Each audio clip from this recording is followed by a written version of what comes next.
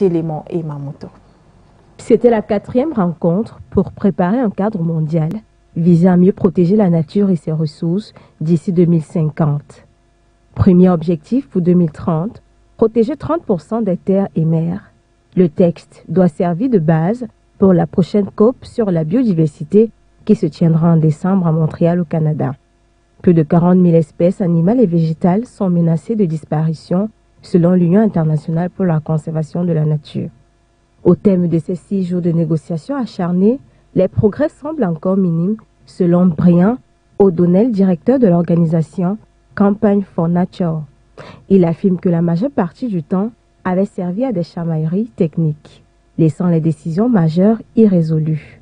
Les négociateurs ont travaillé d'arrache-pied pendant 6 jours pour tenter d'avancer sur le projet de texte.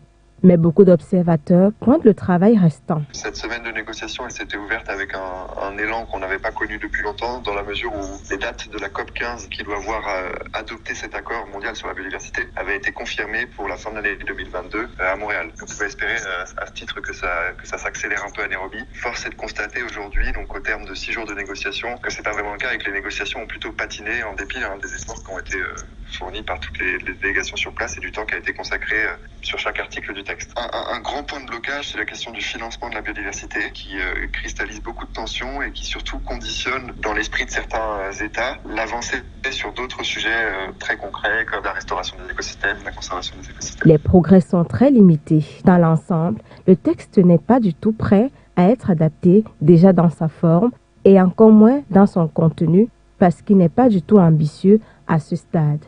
Beaucoup de parties du texte font toujours l'objet de désaccords, alors que Nairobi devait servir à rapprocher les points de vue et à épurer le document. Des délégations ont introduit de nouveaux éléments. Une division nord-sud est également apparue entre les pays.